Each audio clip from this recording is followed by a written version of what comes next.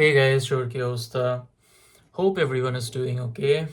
আজকের ভিডিওটা I wanted to make about a question যেটা আমি অনেক বেশি পাই। আর সেই কোয়েশ্চেনটা হচ্ছে যে আমার IELTS এর ব্যান্ড স্কোর কত? So if you have been watching my videos, you should know this by now, but যারা আজকে এই ভিডিওটা নতুন দেখতেছো, আমার IELTS এর ব্যান্ড স্কোর হচ্ছে 8। আর আজকের ভিডিওটা আমি বানাবো যে আমি কেমনে আর কি করে আমি আমার এই IELTS এর ব্যান্ড 8টা পাইছি। সো IELTS এর ব্যাপারে কথা বলতে গেলে 4টা মডিউল থাকে, রাইট? আমরা সবাই জানি 4টা module: listening, reading, writing and speaking. তুমি যখন এক্সাম দিবা তোমার সবার আগে আসবে হচ্ছে লিসেনিং এর মডিউলটা। এখন আমি আমার লিসেনিং এর জন্য আমি কেমনে প্রিপারেশন নিয়েছিলাম। লিসেনিংটায় আমার হাইয়েস্ট ব্যান্ড স্কোর যেটা হচ্ছে 9। অ্যান্ড লিসেনিংয়ের জন্য প্রিপেয়ার করার জন্য what I did, I used to listen to different accents. আচ্ছা, accents মানে কি? তুমি যখন তোমার এক্সামের সময় অডিওটা শুনবা, ওখানে কিন্তু জাস্ট ইউকের মানুষজনের কণ্ঠ শুনবে এমন কিন্তু না।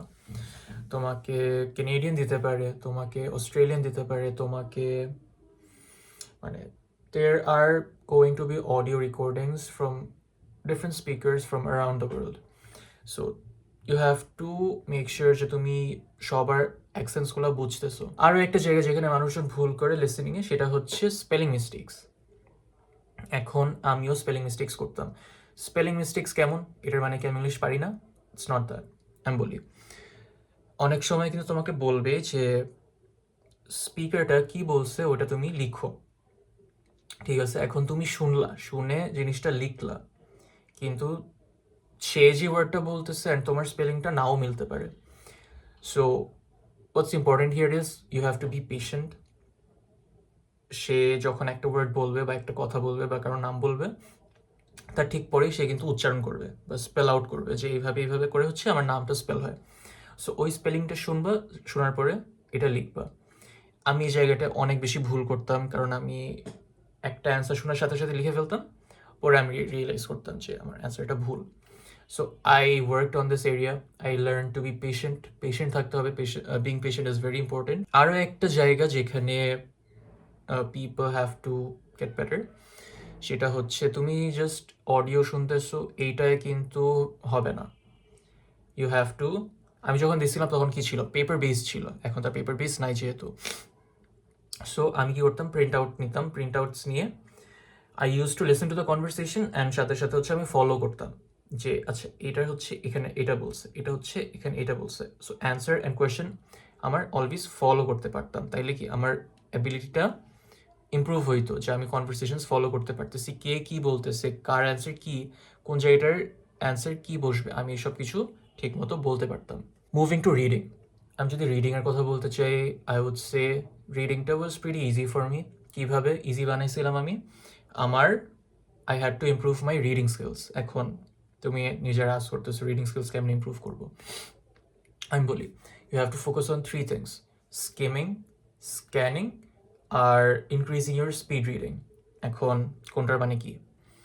স্কিমিং মানে কি? স্কিমিং হচ্ছে তুমি খুব তাড়াতাড়ি পড়ে একটা বেসিক আইডিয়া নিতেছো যে স্টোরিটায় বা কম্প্রিহেনশনটায় কি লেখা, একটা বেসিক আইডিয়া। আরেকটা জিনিস যেটা স্ক্যানিং। স্ক্যানিং কি?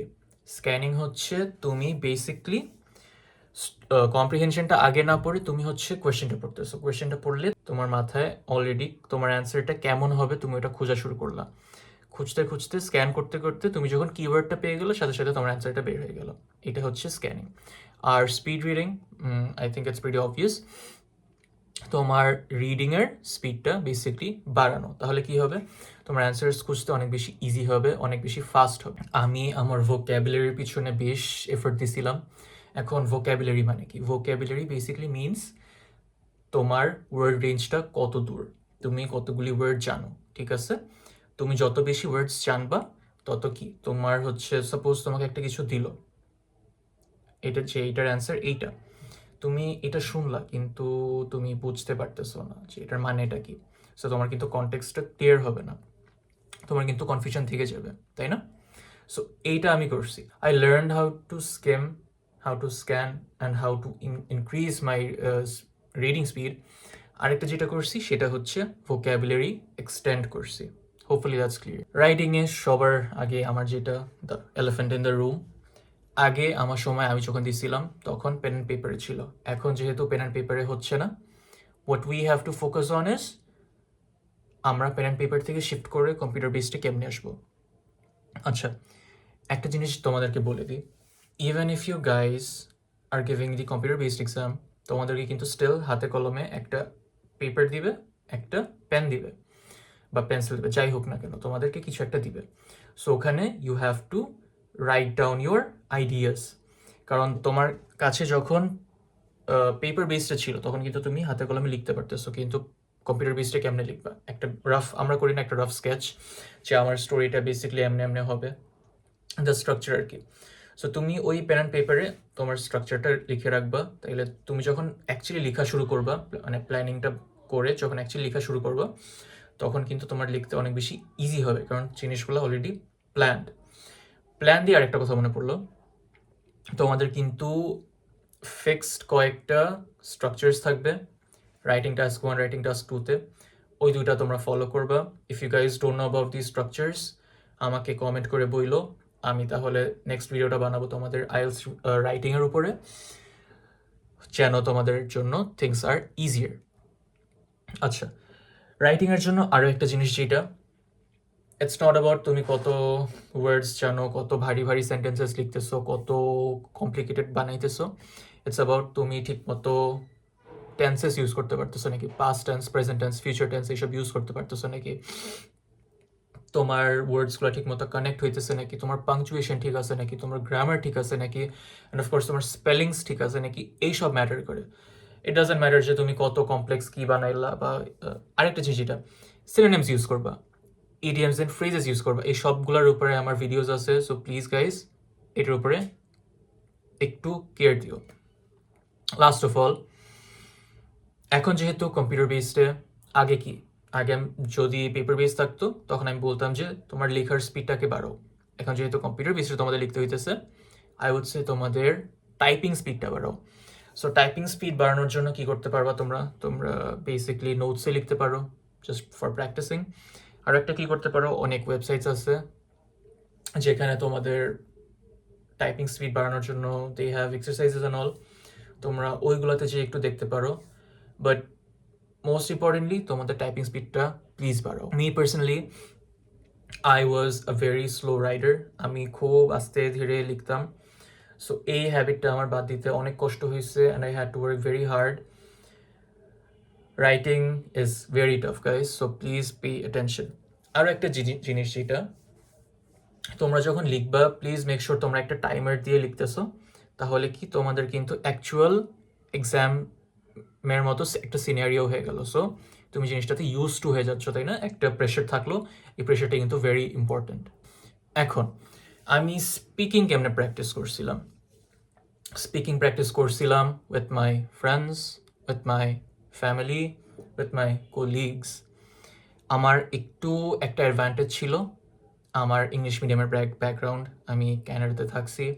সো আমার ওইটার জন্য তেমন একটা প্যারা হয় নাই। কিন্তু আই উড নট সে যে এইসবের জন্যই হচ্ছে একটা ভালো স্পিকার হয়, স্পিকিংয়ে ভালো ব্যান্ড স্কোর আসে, এমন কিন্তু একদমই না। I have seen a lot of people from different backgrounds getting a good band score in IELTS speaking, so এটা নিয়ে কখনোই মাথা ঘামাবা না। পয়েন্ট ইজ, আমি কেমনে স্পিকিং প্র্যাকটিস করছিলাম with my friends and family, কলসে, ভিডিও কলসে, মিটিংসে, যাই হোক না কেন এভাবে আমার প্র্যাকটিস থাকতো। আরেকটা জিনিস যেটা আমি অনেক বেশি করতাম সেটা হচ্ছে ইউটিউবে দেখবা অনেকের কিন্তু স্পিকিংয়ের mock tests and reviews, videos এইসব কিন্তু আপলোড করা, যে স্যাম্পল অ্যান্সার্স স্পিকিংয়ের কত, band 6, band 7, band 8, band 8.5। So এইসবের কিন্তু রেকর্ড করে পাবলিশ করে দেয় ওরা। আমি এইসব হচ্ছে অনেক বেশি দেখতাম, তাহলে আমার একটা জিনিসটা ফ্যামিলিয়ারাইজ হইতো যে আচ্ছা এই এই এমনে এমনে বা এইসব জিনিস নিয়ে কথা বললে ব্যান্ড স্কোর ভালো আসে। আর একটা জিনিস যেটা করতাম, I used to go through the question papers quite a lot, যে কি কি টপিকস নিয়ে বেশিরভাগ কোয়েশ্চেন্স আসে। সো তুমি দেখো 1টা 2টা 3টা যদি তুমি টেস্ট পেপার সলভ করো স্পিকিংয়ের, তাইলে কিন্তু অটোমেটিকলি সবগুলাই মোরালেস সেম হয়ে যায়। সো একটু ঘোরানো পেঁচানো থাকবে, 19-20-এর একটু ডিফারেন্স থাকবে, কিন্তু জিনিসটা তোমার জন্য একটু ইজিয়ার হয়। আরেকটা জিনিস যেটা I had to make sure যে আমার স্পিকিংটা it's very clear, it's very audible. আমার স্পিকিংটা জেনি প্রোনাউন্সিয়েশন ঠিক থাকে, আমার স্পিকিংয়ে জেনি কারো শুনতে কোনো প্যারা না হয়, আমার স্পিকিং জানি it should be crystal clear. ঠিক আছে?